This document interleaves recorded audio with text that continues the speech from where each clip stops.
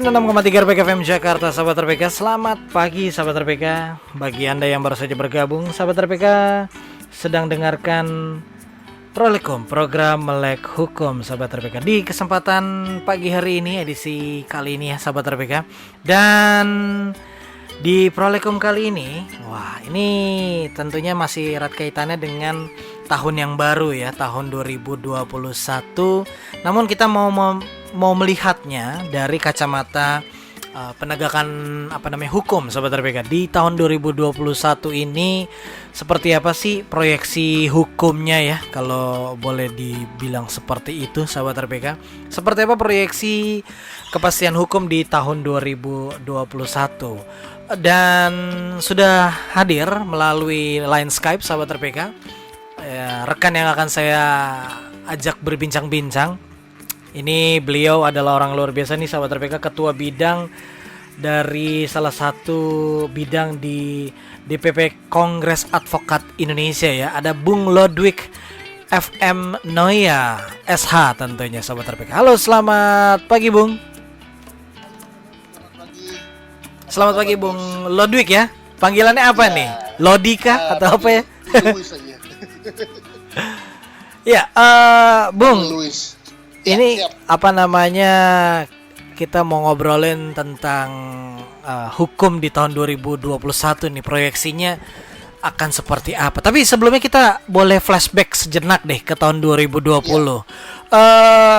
Bagaimana dengan dunia hukum, di penerapan hukum di Indonesia? Apakah sudah memberikan rasa adil yang beradab begitukah bagi masyarakatnya, atau seperti apa Bung kira-kira?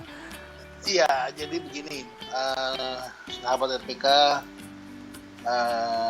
pertama yang mesti kita pahami dulu kan, hukum di suatu negara itu kan itu adalah sebagai alat politik, karena itu merupakan produk politik juga. Jadi kalau satu politik,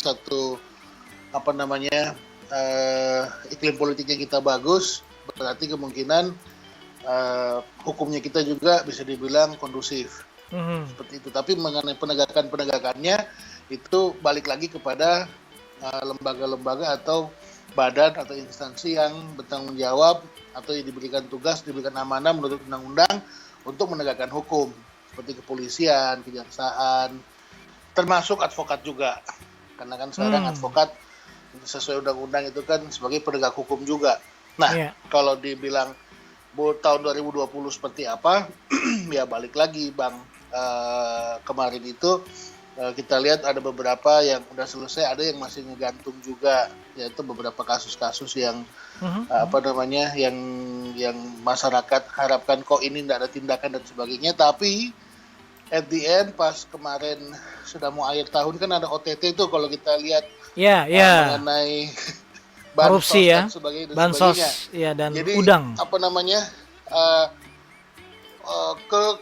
Kegelisahannya sudah lama, tapi diredam itu dari tahun karena ada OTT dan sebagainya. Tapi mengenai, kalau kita bicara bansos dulu nih, misalnya ya, contoh kita refleksi flashback ke 2020, yang namanya bansos itu kan udah masuk media sosial, masuk ke media TV, radio, koran, mengenai ada yang disunat lah, jumlahnya kurang dan sebagainya. Tapi kan ya mau dibilang lamban, tapi kan yang namanya hukum itu kan mesti tergantung dengan bukti, saksi dan lain-lain. Nah itu mungkin sedikit agak telat, tapi kalau telat tapi pasti kan mendingan lebih baik ya, mendingan lebih baik daripada tidak sama sekali. Tapi ya mungkin speednya saja mesti ditambah sehingga kerugian negara tidak sebesar itu. Yang di OTT ya segitu, tapi yang sudah berlangsung kita kan tidak tahu seperti apa. Gitu. Oke. Begitu Bung. Oke. Nah, kalau begitu di tahun ini nih, di tahun 2021 nih, apakah nanti akan ada semacam kalau kita bicara segala sesuatunya kan dari tahun ke tahun itu pasti ada perkembangannya ya. Bung Lodi, ini kira-kira dari dunia hukum pun apakah nanti akan ada something new gitu dari hukum dan peradilan di Indonesia kira-kira Bung? Besar harapan seperti itu, karena kalau kita lihat lembaga penegak hukum seperti Polri, ya kan. Kalau bulan Januari, akhir Januari ini kita akan punya Kapolri yang baru. Kapolri baru, iya. Kapolri baru. Mengenai siapa, apa segala macam kita itu tergantung prerogatif presiden yang mengajukan ke DPR. Mau ada beberapa nama dan saya yakin semuanya baik, semuanya bagus. Nama-nama yang beredar di media juga itu nama-nama yang bagus menurut saya.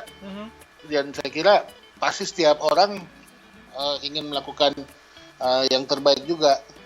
Jadi misalnya sekarang Pak Idam Aziz meneruskan apa yang dirintis oleh Pak Tito, dan itu jadi lebih bagus juga. Jadi Polri jadi lebih humanis, penegakan hukum jadi lebih lebih bisa tertangani dengan baik. Seperti itu. Mungkin ada beberapa kelambatan, ada beberapa komplain di sana sini mengenai kinerja Polri, tapi ya overall menurut saya oke sih, bagus, nggak ada masalah itu. Oke. Nah, sahabat RPK, silakan bagi Anda yang ingin ikut berbincang bersama kami berdua di kesempatan pagi hari ini, silakan kami tunggu di line SMS WhatsApp-nya di nomor 0815 1800 43 kali. Sekali lagi 0815 1800 444, sahabat RPK. Topik kita adalah di Prolekum kali ini proyeksi dunia hukum di tahun 2021 begitu ya. Memang masih sangat panjang, ada kurang lebih 12 bulan ke depan. Tapi Bung, tentunya kan ada PR-PR juga di tahun sebelumnya ya, tahun 2020 yang belum terselesaikan. Nah, kita coba deh lihat dari pimpinan Kapolri nih. Kan polisi kan merupakan salah satu bagian dari penegakan hukum begitu ya. Nah, kira-kira dengan nantinya Kapolri baru akan apa nih? Tadi sudah ada sisi humanis dari pihak kepolisian. Kira-kira di 2021 harapannya apa nih? Maksudnya selain humanis, profesionalkah? PR-PR yang belum terselesaikan cepat terselesaikan atau seperti apa nih, Bung? Ya, mungkin yang diharapkan jauh lebih bisa terbuka lagi untuk berkomunikasi dengan masyarakat. Kalau kita lihat saat ini Pak Idam Aziz, Kapolri sudah membuka diri untuk memberikan keterangan-keterangan, jajarannya juga seperti itu. Ya, sebelumnya juga memang membuka diri untuk memberikan keterangan kepada pers juga menyiarkan kepada masyarakat. Saya kira untuk saat ini untuk Kapolri yang baru mungkin bisa lebih maju lagi, terus bisa lebih bersinergi juga dengan lembaga-lembaga yang ada, kayak untuk misalnya kalau untuk urusan korupsi dan sebagainya mungkin bisa bersinergi juga dengan KPK, dengan lembaga-lembaga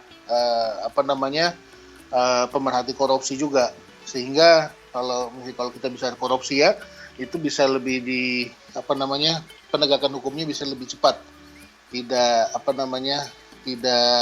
menunggu waktu terlalu lama kayak contoh kemarin bansos itu. Gitu. Oke. Nah, kalau dari masyarakat sendiri, Bung, ini tentunya kan akses, terutama akses mendapatkan perwakilan ataupun juga bantuan hukum itu sendiri dari teman-teman di DPP KAI sendiri, apakah sudah menurut teman-teman sudah terakomodir begitu atau masih panjang perjalanan menuju ke yang namanya hukum yang rata di masyarakat? Ya, kalau untuk pemerataan hak hukum bagi semua masyarakat, bagi semua warga negara yang sebenarnya dijamin oleh undang-undang, itu selalu menjadi PR dari waktu ke waktu. Karena sampai saat ini menurut saya masyarakat itu belum menyadari apa yang menjadi hak hukumnya mereka. Ya kan, sehingga ada walaupun di beberapa tempat di Indonesia ada LBH, kalau di pengadilan kita lihat ada pos bantuan hukum, ada para dermawan juga yang bersedia untuk memberikan bantuan hukum, tapi itu banyak yang belum disadari oleh masyarakat, sehingga kesan bahwa biaya hukum di Indonesia itu tinggi sekali, itu ada. Padahal sebenarnya hal yang simple bisa diselesaikan dengan hal yang hal yang rumit itu, tapi sebenarnya bisa diselesaikan dengan cara yang simpel sebetulnya. Sederhana kalau memang masyarakat menyadari bahwa gue punya hak hukum, gua di sini ada LBH, di sini ada pos bakom dan sebagainya, tapi itu kadang-kadang susah diakses karena masyarakat belum mengerti bagaimana cara mengakses, bagaimana cara mengajukan untuk bantuan hukum dan sebagainya. Seperti itu. Oke, baik. Ya, sahabat RPK, ini masih babak pertama ya dari obrolan kali ini nih sahabat RPK, bersama dengan narasumber di Prolikum edisi kali ini ada Bung Lodwig.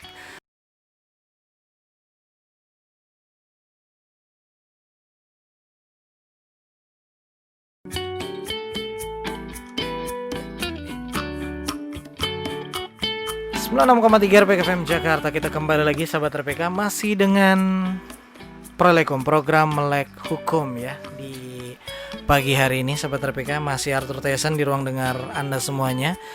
Dan silakan bagi sahabat RPK yang ingin bertanya, sekali lagi kami tunggu di line SMS WhatsApp di nomor 0815 1800 444. Sekali lagi 0815 1800 4-nya 3 kali. Masih bersama dengan narasumber kita di pagi hari ini ya, ada Bung Lodwig Noya SH, ini dari DPP KAI sahabat RPK. Ini berbicara soal hukum di tahun 2021 sendiri ya. Nah, Bung Lodi sendiri kalau melihat kalau memproyeksikan begitu ya, kira-kira arahnya tuh akan ke arah mana nih? Apalagi kan sekarang arah digital juga, Bung. Ini nggak bisa dilepaskan ya, dilupakan begitu saja. Dan juga masih di tengah-tengah pandemi nih. Apakah nanti akan ada hukum-hukum aturan baru mungkin yang berkaitan dengan entah dunia digital dan juga pandemi, atau seperti apa sih Bung kira-kira? Jadi begini, kalau kita bicara mengenai digital, itu erat kaitannya kan dengan media nih biasanya. Ya.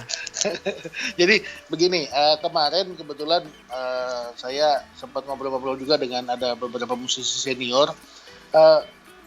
Mereka juga ada keluh kesahnya sedikit. Jadi mereka ngomong untuk mengenai contoh beberapa aplikasi yang berbasis internet, yang penyedia hiburan kayak musik, video dan sebagainya itu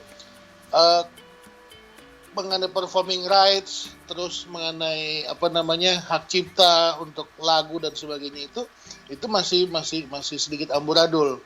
Ya kan? Jadi contoh misalnya si Bung Arthur nyanyikan lagunya si A, ya kan? Itu di saking cepatnya perkembangan dunia digital ini, itu ada beberapa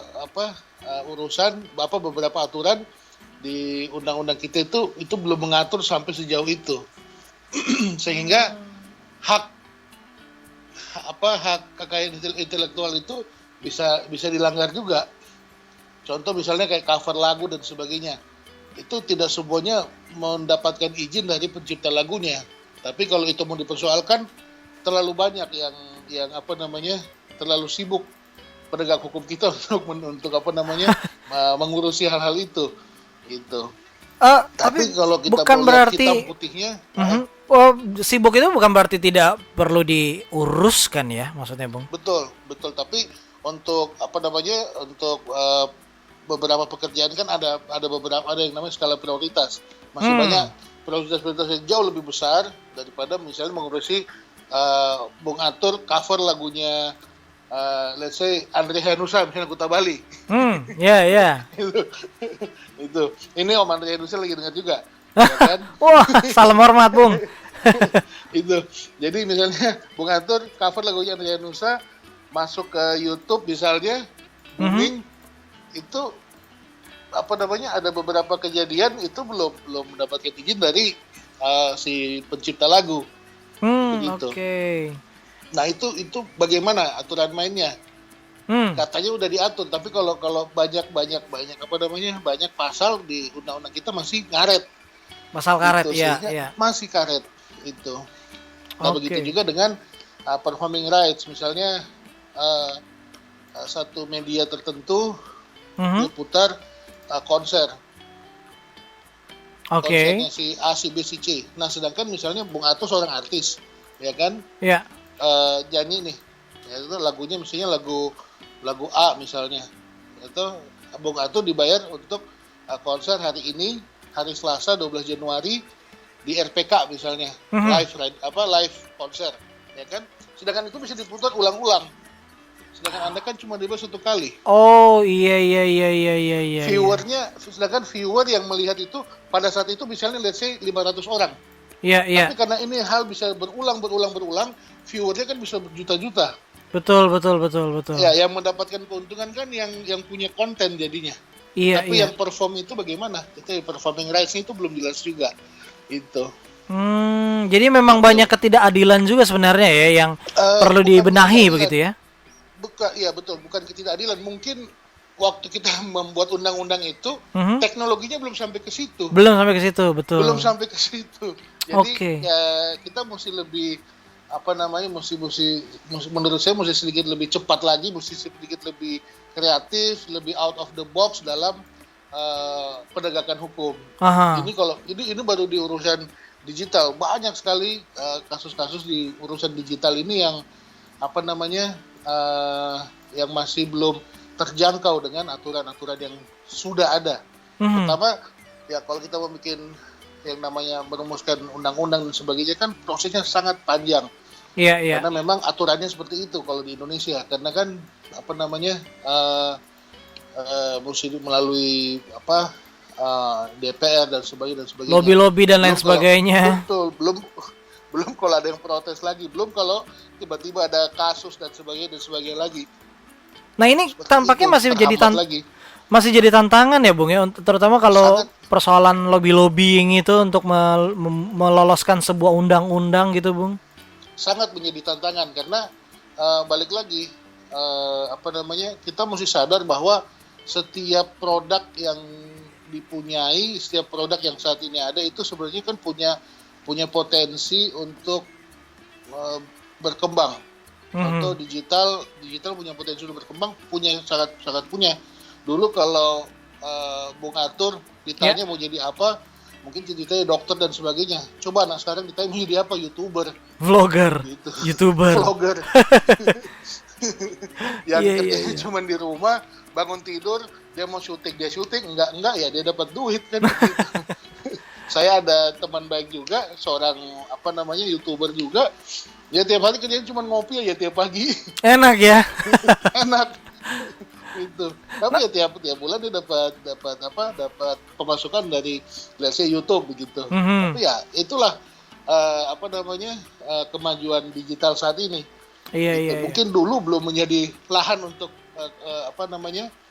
belum menjadi lahan untuk yang sangat menjanjikan dan menghasilkan seperti saat ini.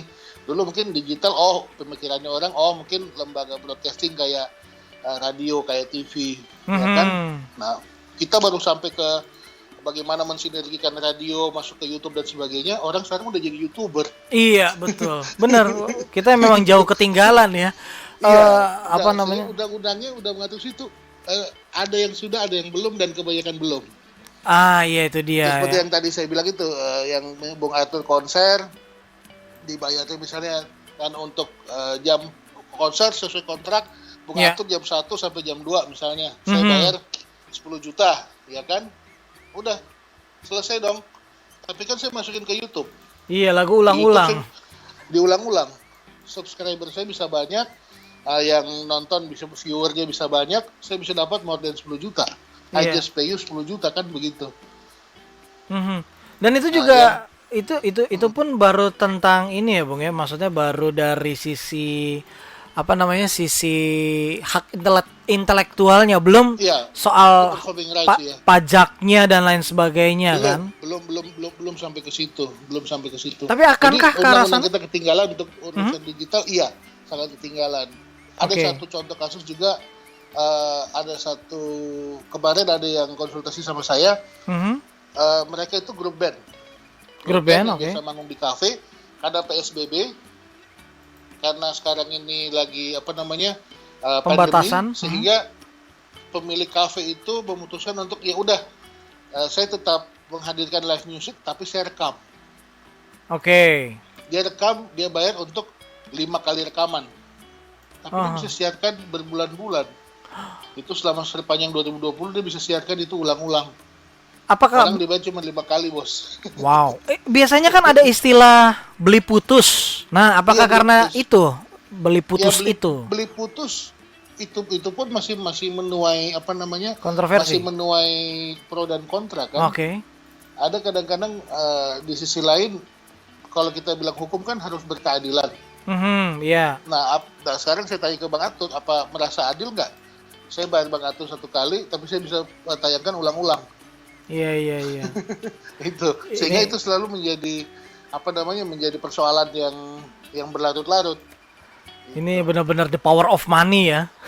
The enggak, karena the power of aturan sebetulnya. Oh, Karena oke. aturannya belum sampai ke situ. Itu. Karena itu ya. Iya, ya sama kayak teknologi handphone lah. Kemarin saya baru beli beberapa tahun yang lalu saya beli satu produk handphone. Menurut saya itu udah paling canggih, ya toh. 1 tahun kemudian itu Bukan settingnya apa-apa. aja udah nggak sampai setengah harganya. Gitu. Begitupun dengan hukum kita, ya toh. Waktu itu ada, dibilang udah paling bagus nih dan sebagainya. Tapi begitu apa namanya digital ini maju, itu kayak kok tidak up to date. Padahal itu udah up to date waktu dibikin. Nah, ini saya jadi teringat juga tentang bagaimana dengan KUHP ya. Tapi nanti ya, Bung ya, kita break dulu. Sahabat RPK, kita akan kembali lagi setelah tanda waktu berikut ini.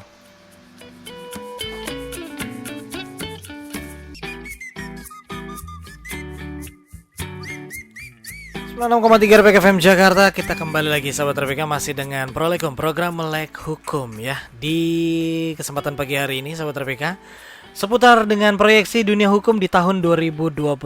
Ada Bung Lodwig FM Noya sahabat RPK. Ini yang dari tadi sudah berbincang-bincang bersama saya.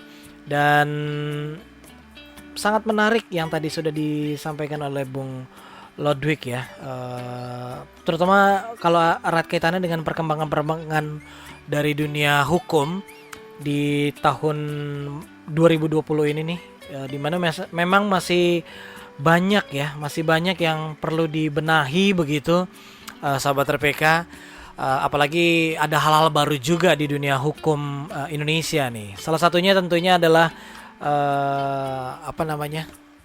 masalah hak intelek dari para seniman, sahabat RPK. Ya, Bung Lodwig FM Noya ini adalah Ketua Bidang Sosial dan Pengabdian Masyarakat dari DPP Kongres Advokat Indonesia, sahabat RPK. Masih terhubung dengan Skype ya, Bung Lodi? Iya, Bung. Ya, nah tadi sebelum break sempat saya tanyakan juga ini, Bung, soal bagaimana di tahun 2021 ini dengan KUHP itu sendiri. Itu kan udah berpuluh-puluh tahun ya, Bung ya, bahkan beratus-ratus tahun kalau boleh dibilang, dari zaman Belanda gitu ya. Kira-kira bakal kalau gadget aja, aplikasi aja ada update-nya gitu kan. Kalau sudah tidak sesuai dengan gadgetnya harus diupdate. Nah, kapan nih pertanyaannya KUHP kita nih, Bung? Iya. Mengenai KUHP mau itu jadi kayak pertanyaan klasik dari waktu ke waktu sebetulnya, Bung. Kalau El Clasico kayaknya. Iya, jadi begini, balik lagi seperti tadi yang saya sampaikan di awal. Hukum kan merupakan produk dari dari politik ya. Sehingga kalau politiknya itu bisa baik, bisa stabil, bisa kondusif, penegakan hukumnya juga kemungkinan besar jauh lebih baik. Ya kan, jadi ada beberapa hal yang mesti disadari bahwa negara sebagai hukum, negara mempunyai tanggung jawab besar untuk mensejahterakan rakyatnya, kan begitu. Kalau kita lihat tanggung jawab negara, sehingga undang-undang pun, pembentukan undang-undang atau pembaruan undang-undang pun itu ada sebenarnya di tangan negara juga, karena yang mengkaji, yang memutuskan, yang membahas dan sebagainya sampai keputusan finalnya itu kan di lembaga-lembaga negara yang ada saat ini. Nah, kita balik lagi, apakah ada kepentingan-kepentingan yang bisa terganggu dalam tanda kutip kalau itu diperbarui? Ya. Itu kan mudah-mudahan itu jadi polemik juga. Kenapa sih ini nggak mau disahkan? Ya toh masih menjadi tarik ulur karena banyak, menurut saya mungkin karena banyak kepentingan yang belum selaras dan terakomodir, sehingga ya udahlah kita pakai yang lama saja lah. Seperti itu. Mungkin ada pembaruan, ada contoh dulu kalau pelaku pedofil ya dihukum udah selesai. Sekarang kan sudah ada hukum menghilangkan alat itu. Oh iya, bukan menghilang, kebiri ya. Iya, agak ngilu dengarnya. Tapi ya itulah perkembangan hukum kita, karena di satu sisi orang yang pemerhati anak misalnya menganggap itu adil, tapi di sisi lain untuk pemerhati human rights menganggap itu tidak adil. Nah, ini yang menjadi polemik mengenai undang-undang kita. Itu kalau kita lihat kebiri kan contoh kecil tuh. Ya kan, sedangkan kalau kita bilang KUHP itu ratusan pasal. Benar. Ya kan, akhirnya kan negara muncul, presiden mengeluarkan perpunya, kan seperti itu. Iya. Jadi mengenai kapan undang-undang kita bisa berubah dan sebagainya, ya tergantung pemerintahnya mau bahasnya sampai kapan. Seperti itu. Jadi bolanya ada di pemerintah memang ya? Semua ada di pemerintah, karena balik lagi hukum merupakan produk politik. Nah, gitu. Masyarakat sendiri apa peranannya kira-kira, Bung? Masyarakat, kalau menurut saya masyarakat sebenarnya bisa bersinergi dengan media, itu menjadi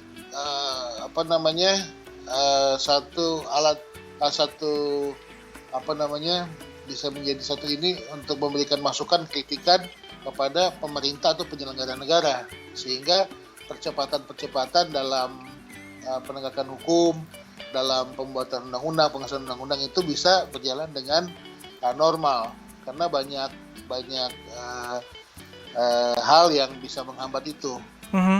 Contoh, ada kepentingan korporasi tertentu mungkin bisa seperti itu, sehingga selalu mesti dikawal untuk penegakan undang-undang, penegakan hukum. Ya, sekarang ini sudah banyak sekali lembaga-lembaga swadaya masyarakat yang concern ke penegakan hukum, sehingga menurut saya itu bisa jadi wakil dari masyarakat untuk menyampaikan aspirasi-aspirasi atau mengawasi jalannya pemerintahan atau jalannya penegakan hukum. Di segi penegakan hukum, penegakan hukum kan ada kayak Kompolnas, ya memang yang jadi ketuanya dan sebagainya, polisi juga, tapi ya paling tidak ada itikat baik dari penyelenggara negara untuk membuat penegakan hukum di Indonesia jauh lebih transparan, jauh lebih baik, jauh lebih humanis tadi itu. Oke, baik. Wow. Ya, sahabat RPK, silakan bagi Anda yang ingin berpendapat, mengirimkan pendapatnya tidak larang, karena memang masih tentunya negara hukum ya, Bung ya. Jadi berpendapat pun masih diperbolehkan, asalkan juga mengikuti norma-norma yang ada juga ya, sahabat RPK. Kita bukan kayak negara yang katanya demokrasinya luar biasa tapi rumah rakyat diserang. Silakan sahabat RPK berpendapat melalui line SMS WhatsApp di nomor 0815 1843 kali. Sekali lagi kami tunggu di 0815 1804-nya 3 kali, ataupun juga di telepon ya, bisa menghubungi langsung di nomor 021 8000 sahabat RPK 0815 1800 4-nya 3 kali ya, dengan format ketik nama, spasi usia, spasi domisili, spasi apa pertanyaan sahabat RPK, opini komentar sahabat RPK kami tunggu. Seperti ini juga bisa juga lewat chat ya, ada kolom chat di streaming YouTube kami itu juga sahabat RPK boleh memberikan pendapatnya. Ini seperti ada salah satu pendengar dari RPK FM ini yang menyampaikan pendapatnya. Ada Yoyo Basuki katanya. Ini semoga hukum di Indonesia benar-benar dijalankan dengan benar sehingga masyarakat percaya dengan pemerintah yang ada. Nah, ini benar ya, Bung ya. Maksudnya negara kan semakin dipercaya apabila memang hukum di Indonesia itu benar-benar dijalankan begitu ya, Bung ya. Betul sekali. Jadi yang menjadi alat untuk menjaga ketertiban masyarakat kan sebenarnya hukum, ya kan? Yeah. Kalau tidak kan siapa bikin apa ya suka-sukanya dia, mau-maunya dia, ya kan? Ya kemarin akhir tahun ada satu kejutan yang diberikan oleh ada satu kejutan dari dunia hukum, polisi tadi mengambil tindakan pada salah satu oknum, itu sehingga ada di satu pihak wah hebat dan sebagainya. Yaitu karena tindakan tegas yang diambil oleh pihak kepolisian. Tapi di sisi lain, apakah itu menjadi hal yang adil bagi orang yang mengalami atau kelompok yang anggotanya ditindak itu atau anggotanya dikenai penahanan itu kan belum tentu juga. Jadi sehingga yang menjadi dasarnya adalah undang-undang ya hukum itu tadi. Ya memang hukum mesti ditegakkan. Kalau kita main hitam putih ya sebenarnya semuanya bisa berjalan dengan baik. Walaupun banyak pihak yang dirugikan. Siapa pihak yang dirugikan? Yang punya kepentingan itu. Jadi kalau dalam hukum kalau kita tidak punya kepentingan ya sudah sebenarnya jalan biasa-biasa aja. Itu dia ya. Ya kayak kita mengatur ke kantor lah. Urusan saya cuman saya datang siaran udah selesai saya pulang. Begitu. Hukum juga begitu. Saya jadi warga negara, saya lakukan kewajiban saya jalankan saya menerima hak saya kan begitu. Hak dan kewajiban seimbang ya sudah. Semua jalan baik, tapi yang jadi masalah kan ada yang mencoba mengakali sehingga yang bukan haknya menjadi haknya. Yang kewajiban dipinggirkan, kalau bisa diakali supaya bukan menjadi kewajiban kan gitu. Contoh pajak misalnya, ya kan? Saya mesti bayar pajak Rp100, udahlah coba saya akali bayar Rp10 aja cukup, kasus lagi, pajak lagi, kan begitu. Tapi kalau semuanya berjalan dengan baik sesuai aturan yang ada harusnya tidak ada masalah. Karena hukum itu dibuat bukan untuk memberatkan masyarakat ya, tapi bukan untuk memberatkan, tapi untuk mengatur kehidupan bermasyarakat, bermasyarakat, untuk menjaga ketertiban.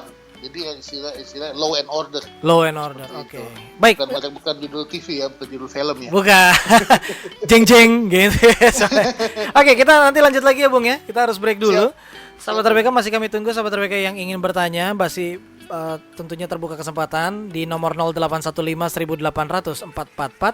Sekali lagi 0815 1843 kali, atau bisa juga dengan telepon di 021 8000 444. Kami akan segera kembali lagi sahabat RPK setelah yang berikut ini. Tetaplah bersama dengan Prolekum, program Melek Hukum.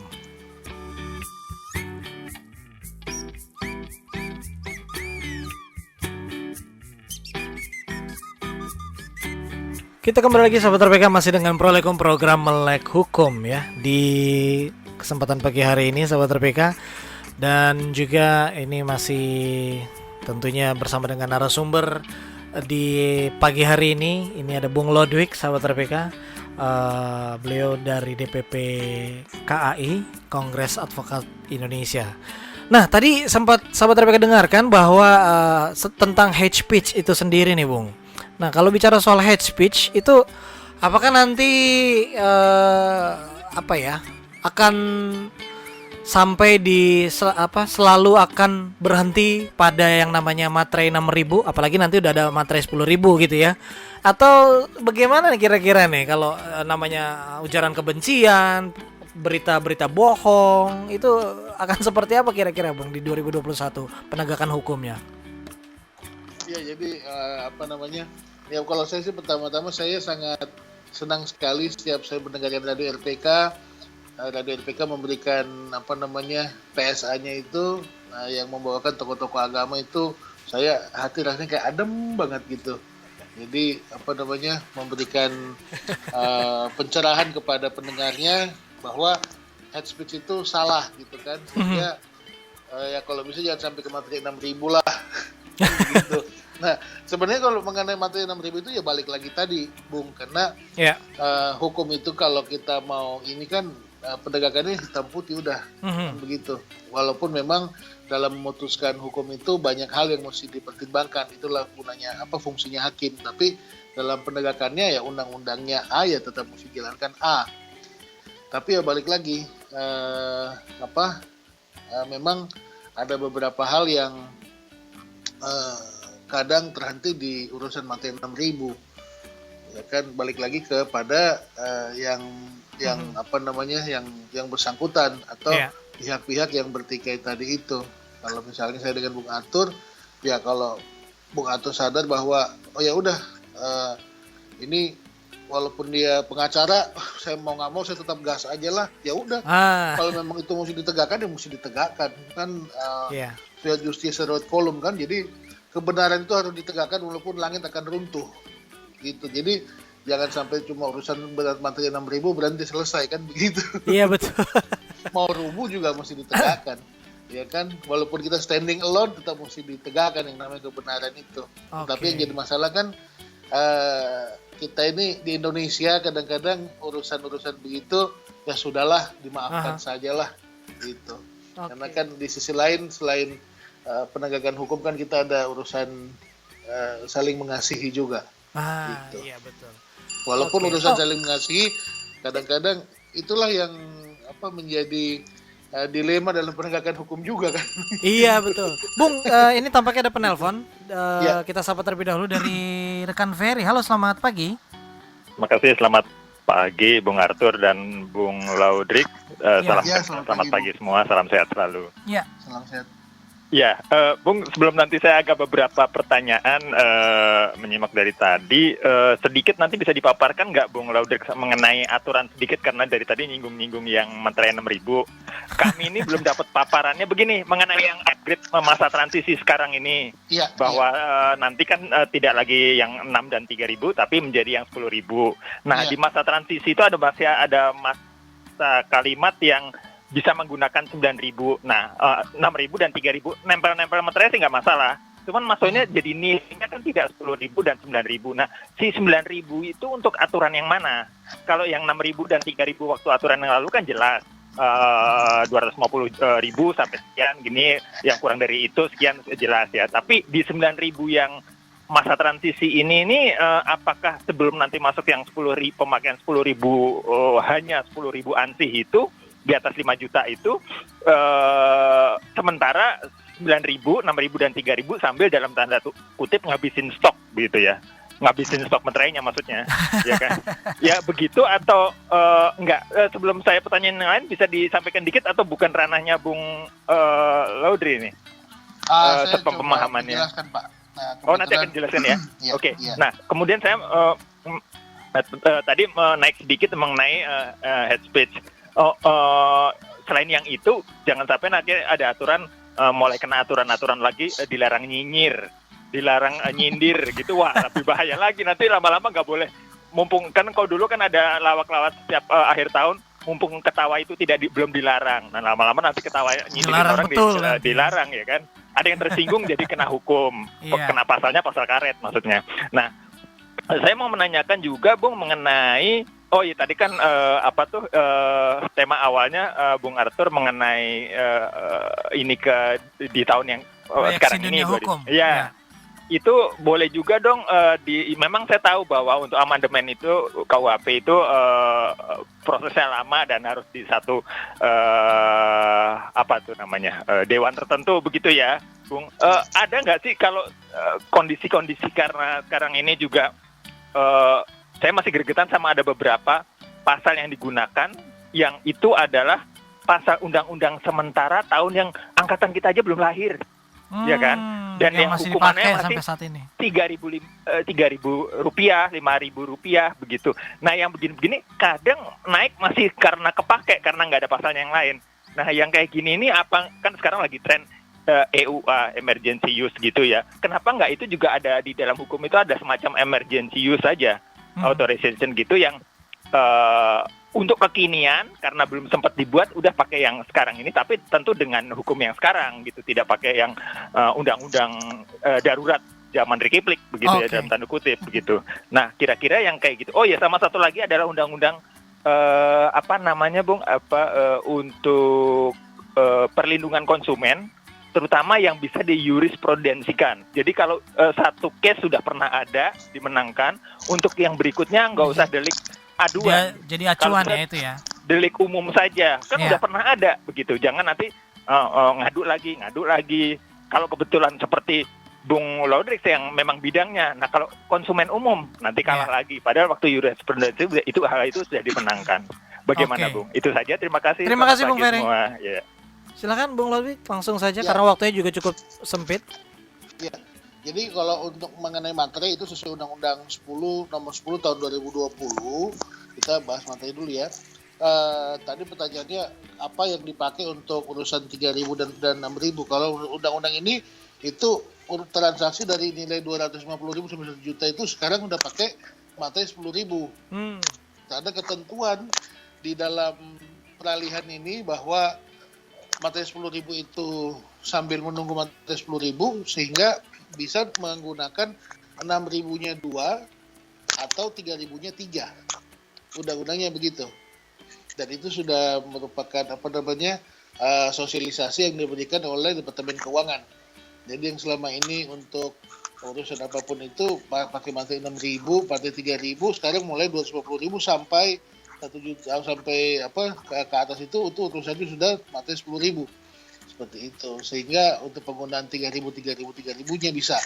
Kalau yang kita baca di undang-undangnya seperti itu, dan penjelasan dari Departemen Keuangan mengenai masa transisi untuk sampai ke materi 10.000 itu tahun depan 2021 menurut keterangan dari Kementerian Keuangan.